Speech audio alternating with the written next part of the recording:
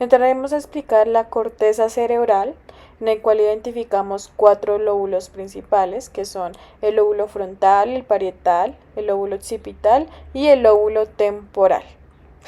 Entraremos a explicar esto desde un plano sagital, los 4 lóbulos. El lóbulo frontal está muy desarrollado en el ser humano, albergando importantes tareas no motoras como la planificación de la conducta, el control de nuestras emociones y el razonamiento, juicio, que son funciones complejas, no siempre fáciles de analizar en el paciente con ictus. Las áreas responsables de estas habilidades están por delante de las consagradas a las funciones motoras, áreas premotoras y prefrontales.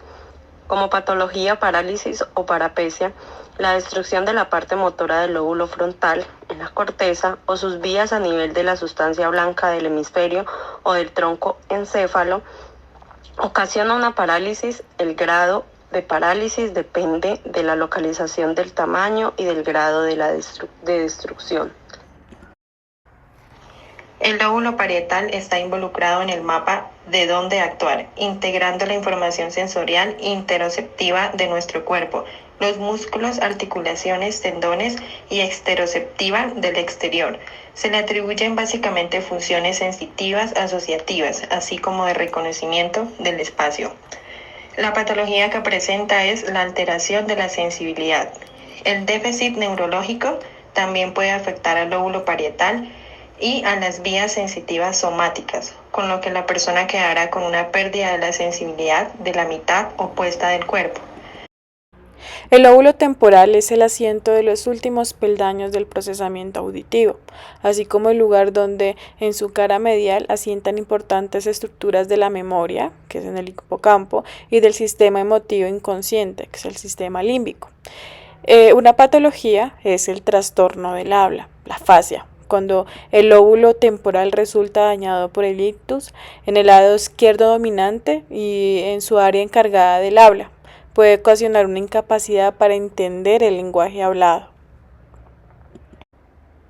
El lóbulo occipital se encarga básicamente de la visión. Elabora la información visual, aunque ésta trasciende a los lóbulos parietales y temporales. Una vez afectada esta área, el lóbulo occipital o la vía visual, es frecuente la pérdida de visión en el lado opuesto, la llamada hemianopsia, que puede ser una pérdida parcial o completa de la visión en una de las mitades del campo visual de uno o ambos ojos. En esta área frontal se encuentra la corteza motora, que es la que trabaja conjuntamente con las áreas premotoras para planificar y ejecutar los movimientos. También se encuentra la corteza premotora, que es la encargada de guiar los movimientos y el control de los músculos. Dentro de la corteza sensorial primaria está relacionada con recibir sensaciones tales como el movimiento, el dolor, la presión, la posición, la temperatura, el tacto y la vibración. Y por último tenemos la corteza prefrontal. Esta región es clave en el control de la conducta, la personalidad, la memoria de trabajo y en funciones cognitivas superiores. En esta zona sagital cabe resaltar que está el eje dorsal, el eje ventral, está la zona anterior y está la zona posterior. En este plano horizontal de la corteza cerebral también ubicamos los 4 lóbulos.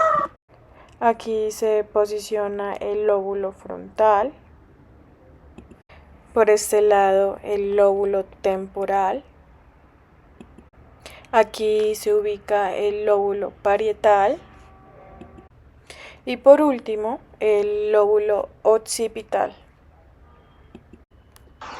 En este plano horizontal ubicamos el eje anterior, el eje posterior, eje lateral y el eje medial. En este plano coronal ubicamos el eje lateral, el eje dorsal, el eje central y el eje medial. En este mismo plano ubicamos en una parte mínima el lóbulo frontal, también el lóbulo parietal y por último el lóbulo temporal.